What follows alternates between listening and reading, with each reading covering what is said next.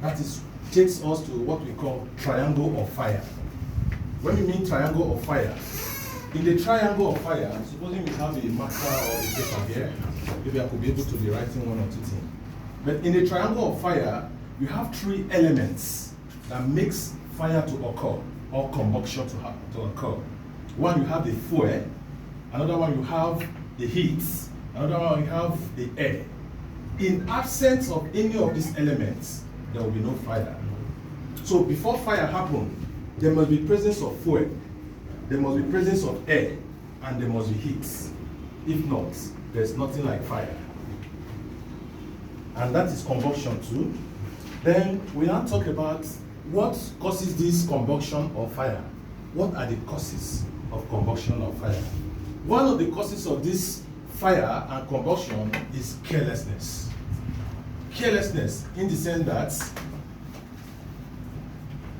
most of us, because of our hasteness in things we do, because we are so in hurry, we forget to put some cognizance into place and necessitating fire to occur.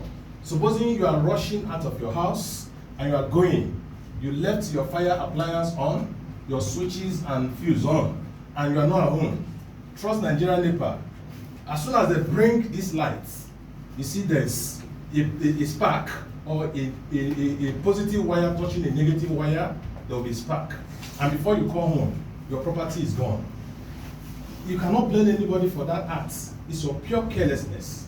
Or you have your kids at home. You leave a match at home.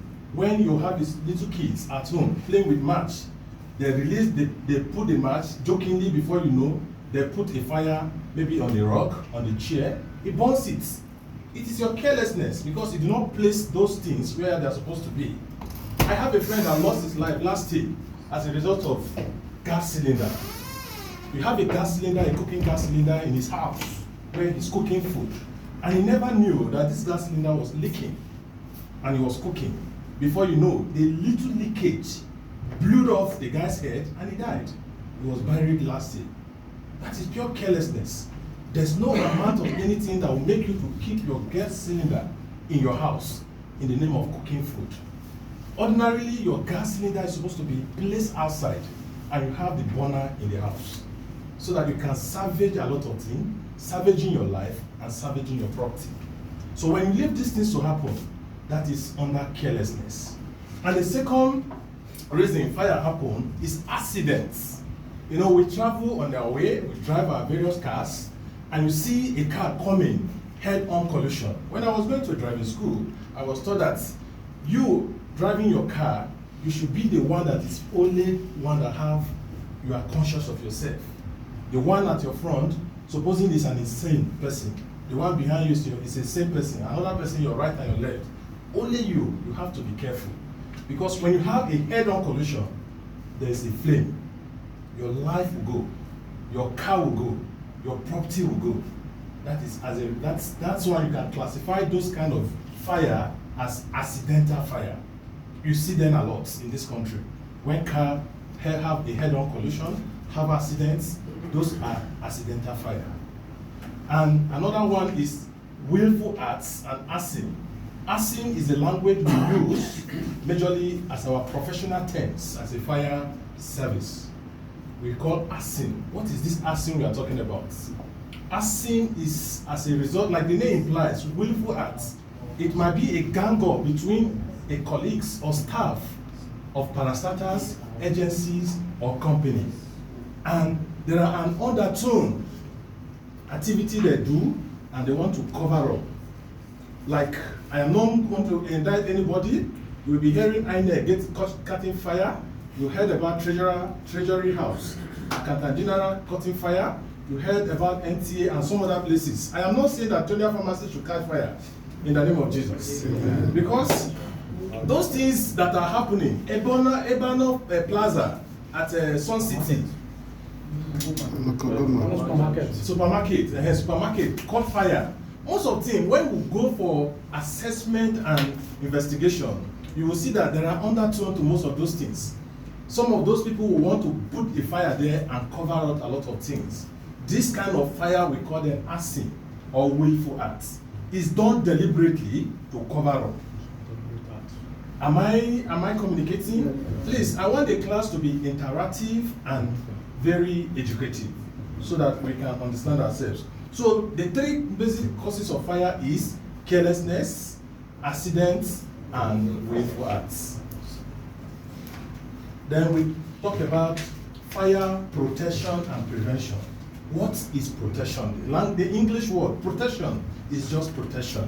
But in fire terms, when you want to relate it to fire terms, and you call it fire protection, these have to do with the physical equipment, installations put in a building to avert fire. What are those physical equipments? Can anybody give me one of these physical equipments?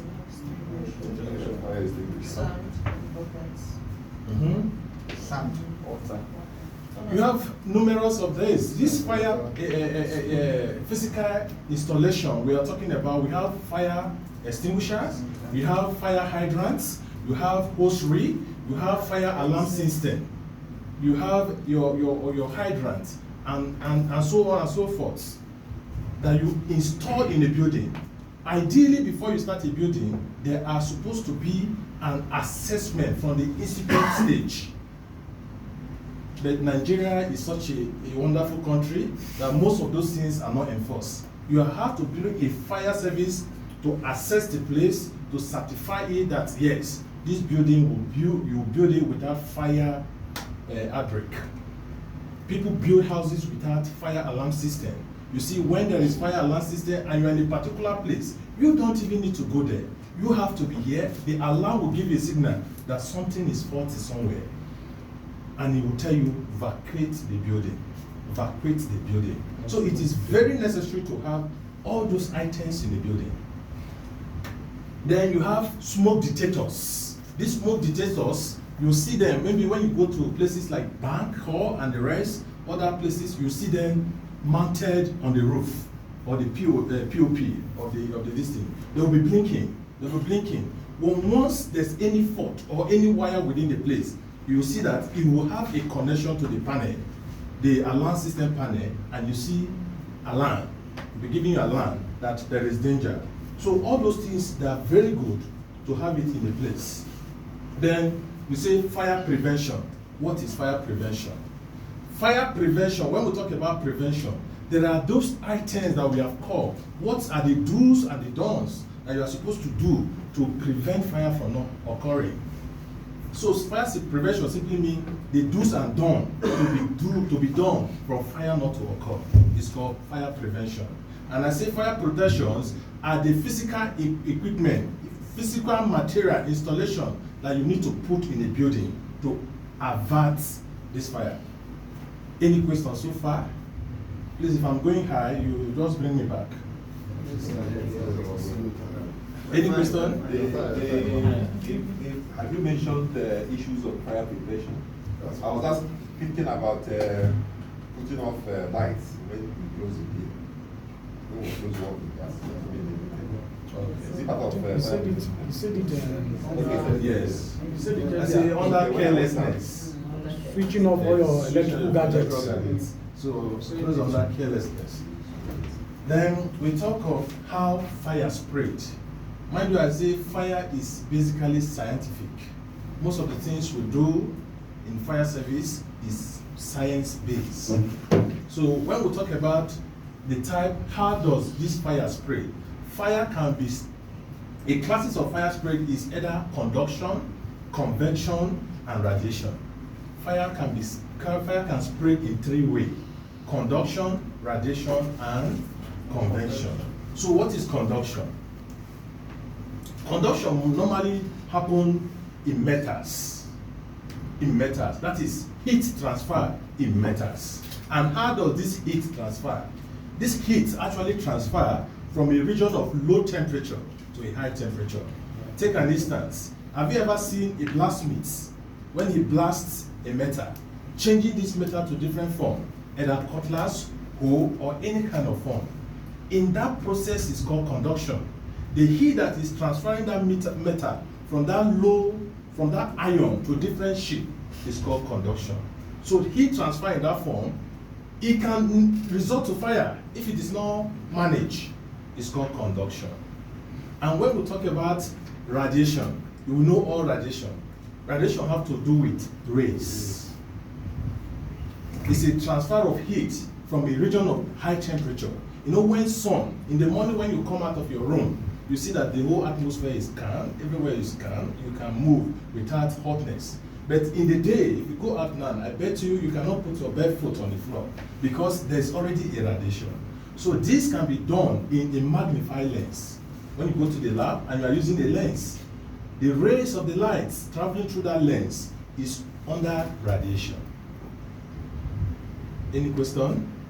Then we'll talk about convention. Convention is done in molecules. It's molecular. When we talk about convention, it's done in molecular. Example, a boiling water. When you boil water, you are boiling it from a lower temperature to a higher temperature. Those are molecular and air. So these are done as a result of convention methods. These are the three basic ways fire can be spread. Am I communicating? Then we have classes of fire. We have classes of fire. Basically, there are 4 classes of fire. The classes of fire we have 4 is class A, class B, class C, and class D. There's one particular class that stands on its own, and when we get there, we'll get to know about it. What is a class A kind of fire? Class A kind of fire is a free-born fire.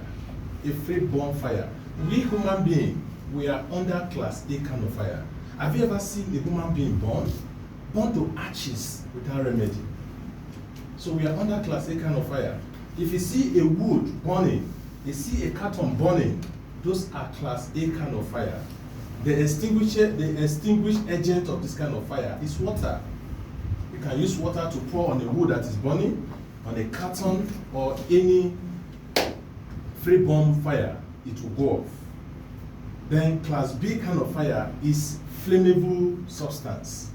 Flame. What are flammable? When you are driving, you see a tanker on a highway, you see keep off, highly flammable. Those kind of fire that comes under tanker or PMS is pure class B kind of fire.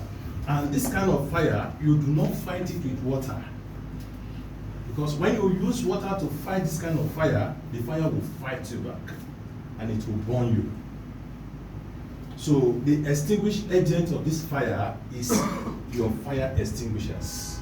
Or there's something we call foam compound. Those foam compound is mixed up with chemicals that once it is mixed, it's liquid. And once you pour on this water, on this tanker or PMS, they will subdue. The fire will go away. Then we have class C. Class C have to do with gases and gaseous states.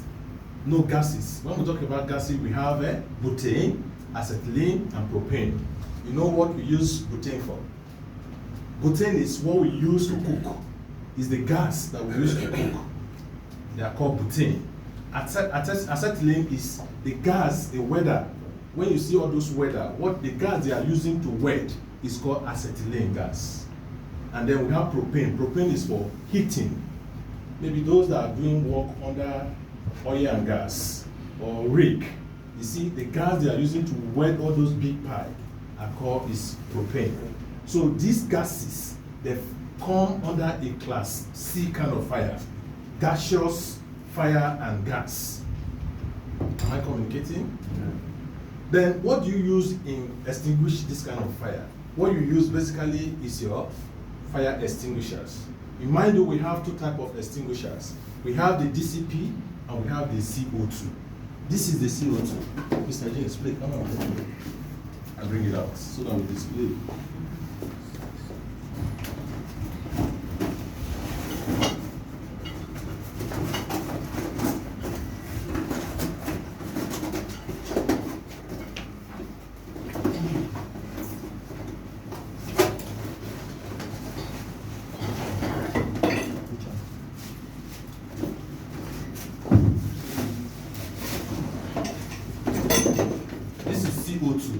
Carbon dioxide.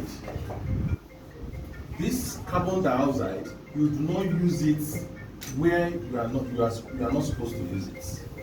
It is, you can use this carbon dioxide, especially in edible substance. When we say edible substance, like in the Tonia Pharmacy now, you see the reason why we bought most of this CO2 is because the drugs is consumable. You can use it and fight fire and so consume those drugs. But in DCP, see that DCP, if you go to where all those drugs are, you will not see this DCP there. Because when you use it to fight fire, the chemical that comes out of it, they are powder form. And when you use it, they are harmful to the system.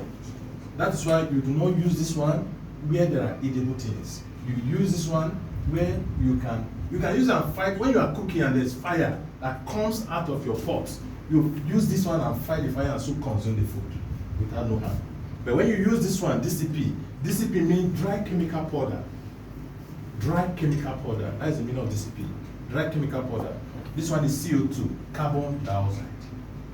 You use this one for edible places, edible substance, like drugs, cooking food, and all the rest. This is what you use to fight fire with. You can equally use fire blankets to fight fire, especially in the kitchen.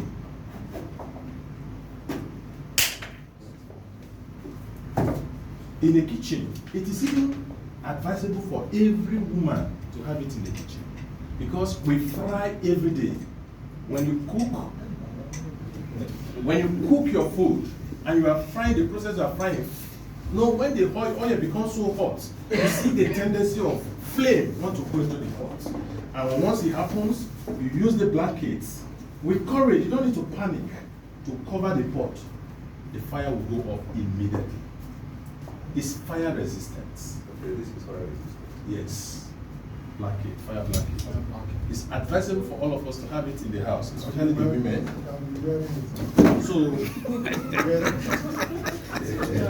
So then we have class D.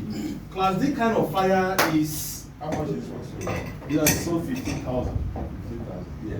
Yes. Then class D kind of fire is involved in metals. Metals like what? Metal like iron, zinc, magnesium. You use class D kind of fire. They are classified under class D kind of fire. You can use either DCP or CO2 to extinguish that kind of fire. Can I ask one question? All right. Okay, so the class A kind of fire, right? The one that you said you can Freeborn. Freeborn. Yes. Right? Yes. Like you're demonstrating the blanket in your kitchen, can't you just pour water in your pot? No. If you try it, it will burn you off. It will burn you off. Because it contains Except you oxygen. mix the water with Omo. Yes. Detergent. Because water is oxygen. Yes. So then we have this one, I said, they stands on their own, electric fire. It happens now and there. They don't have class, they are on their own. But you can use DCP, CO2 to extinguish it. As a matter of fact, this thing happens to me in my own personal house because I have a DCP in my house. Around 11 p.m., NEPA brought light, and the switchover got flame up to the zinc. I just quickly went and picked up my DCP, and I triggered immediately the fire. Supposing I don't have that extinguisher in the house, it would have burned everything. The family, the property you are talking about, we would have been helpless because the fire was around 11 to 12. Very odd time, there will be no help. So it is advisable we have these things at home. It's good. So we have method of fire extinction. Method of fire extinction. When we talk about extinction, you know what the language is. Extinction means what? Off. Putting off. Putting off fire. When you want to put off fire with class, we have three types of fire extinction. We have starvation, smothering, and cooling method. Starvation has to do with elimination. Starving. No, I'm starving. That means you are hungry. You are cutting yourself from food. There is that process of starving the fire. You cut the source that is supplying the fire. You cut it off from fire not to be supplied. It's called starvation. So starvation simply means isolating the burn material from unburned material as a result of shutting off the source of fuel. I told you that fuel, heat, and air, they are the elements that brings fire. Those are the elements that necessitate fire to happen. But once you cut one off, there will be no fire. And mind you, in your house, when there is fire, don't just go and open the window immediately. Because if you open the window immediately, you are inviting air to come in, and it will catalyze the fire, speeding up the fire. And when there is fire and you are in the roof, you are in your room, you don't need to walk upright. You don't walk upright in the fire. You crawl on the ground floor, because fire does not travel on the ground floor. It is smoke that kills more than the fire. You see a lot of people that are dying in the fire, is the carbon, is the smoke that is killing them, not the fire. And smoke doesn't travel on the ground floor. So when you come down and start crawling, you see that you'll be walking against the smoke because it's moving up. Then you can look for a possible exit route to escape for your life. Then we talk about smoldering. Smoldering have to do with removing of oxygen. We are removing oxygen from, that is air. You are now cutting off air. This one now you are cutting off fuel. Starvation, you are cutting off fuel from the fire. The smoldering, you are cutting off the air from the fire from occurring. Then cooling. Cooling have to do with, if you are, supposing you are doing blacksmithing and the fire, you have to cool it with water, reducing the heat, the source of heat. I mean, in the place of starvation, you remove fuel. In the place of smoldering, you remove air. Then in the space of cooling, you are removing heat from the source from happening. Any questions so far? No. Then action notice. Action to be taken when there is fire. In the scene of fire, you don't need to panic. What you need to do, you need to contact an emergency number when there's fire. Because when fire happens, a lot of people with fear, they will be so scared, they will be so devastated, they don't know what to do. You just courage yourself up. Call emergency number. Like this is our emergency number. It's 112. If this 112 doesn't go, you can call our GSM number on 080 32 00 3557. Come again with that number. This is the number again, 080 32 00 3557. That's our GSM number. If anywhere you are, and there is fire, any single 32 00 3557. Is it toll free? 3557. Is it toll free? It's toll free. It's toll free. Now 112 is what? 112 Is what? emergency number. It's toll free too. Yeah. Anywhere you are, you call this number. If it is midnight, they will respond to you. They will turn out that emergencies, a fire post that is close to you. They will start asking you, where is your location? Where is this fire occurring? Then they will call, if it's anywhere within Kubwa, we have in Kubwa, we have Airport Road, we have Caro, we have anywhere, then they will turn up the nearest fire station to you. The second action you take, attack the fire with... Does your office have, like any scenario, you see 2 fire stations there? Do people have anything to do with that, or is that one private to them? That one is basically for NNPC. Okay. Yes, because the budget of NNPC is even bigger than federal fire service. so it's basically their own this thing. And fire appliance, like you see, they are very expensive. Most of these fire appliances we are using now, it's over 200 million, 180 million. So they are very expensive. NNPC can close and buy 20 once. You say fire service, before they give you, approve something for you, is WAEC. So when there is fire, just courage. Look for first aid. When we say first aid equipment, these are the first aid, the fire extinguishers. Look for it. Start attacking the fire from the seat of the fire. Courage up. When you take it and trigger it immediately, the fire will subdue. Then act quietly. Use the nearest available exits. I don't know how many exits. I know there's one exit behind here.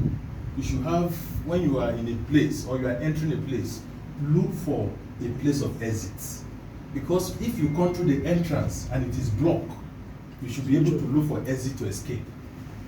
Because when fire happens in a building, you see people with pandemonium, they are rushing and there will be stampede. You see people trapping themselves. So you that know where you are supposed to pass and go, you will look for the exit and go through it. Then ensure that all windows and doors are closed. Windows are doors. That's why I say when there's fire, don't open the window, because when you introduce air to a fire, you are escalating that fire. If that window is the exit you want to run the way through, how will you not open it? You are not supposed to use window as your exit in the building. You are supposed to have, when you have a bungalow, you are supposed to have exits. If you have entrance, you are supposed to enter through the kitchen or anywhere. You should have an exit. Can you give an example of an exit? I said that if the doors and windows are not. Okay, exit is door itself. The door. Yes, you can be able to access it and go out. So when you have an entrance as you are coming now, there's exit here. There's one exit door here at the staircase here. I saw an exit door. That is an exit door. If anything happens and that door is shut, you can take that exit and go out. So you mustn't go through that entrance that you, because a lot of people are using it. So do not pass others.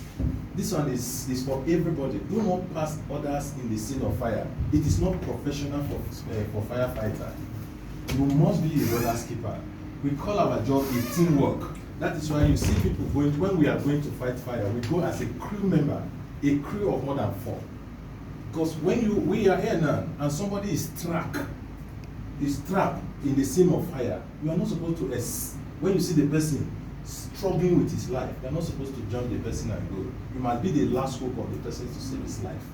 Try as much as possible. If it is to drag him, call for more assistance to help the person. A lot of people have died in this kind of scenario. You see somebody, you want to save your own life, and you leave the person, maybe asthmatic or whatsoever, and that will be the end. So in the event of fire, don't pass anybody down. And when there is fire, look for the closest muster point. I think the muster point is there now. I want to mount it outside when we go for practical. The muster point is the point of assembly. That is where everybody, supposing it happened here, everybody must go there. You know the number of staff you have here. You must make a head count. If Veronica is not there, if John is not there, you must ask, where is John? John might be trapped inside. Look for a way to rescue him. But when everybody gather there and you take census, yes, I have 20 staff and we are 20 here, then your personnel are safe. So when there is fire, that is the point of assembly. You must gather there. Then some building you see lifts. When there is fire, don't use lifts, because once that light sees, that is the end. If you go to, you'll be trapped inside, and there will be no source of air for you. And that will be you go to Federal Secretariat, go to most of the bank, Silver Bed and the rest. You see, they have lifts. Yes, it is good. Enable you to go to the upper floor or to the high rising. But once you notice that there's no light, don't go and try it, because you might be endangering yourself. And when there is fire, don't re-enter the house or the building until a certified fire service people come and do assessments. They will tell you what is the cause of the fire and the rest. When they certify you that this is okay, you can re-enter before you re-enter. Otherwise, you keep mute. Thank you very much. Thank you, sir. Thank you. I understand that the class is ought to be. Can we have a copy of this? Yes, yes. Because the people you are seeing here are just the heads of units. Okay. It's not all the staff, so that when they go back to their units, they can also, in their cities, they can share with them. It's okay, sir. Okay. But we can go outside for lecture now, for practical. Practical.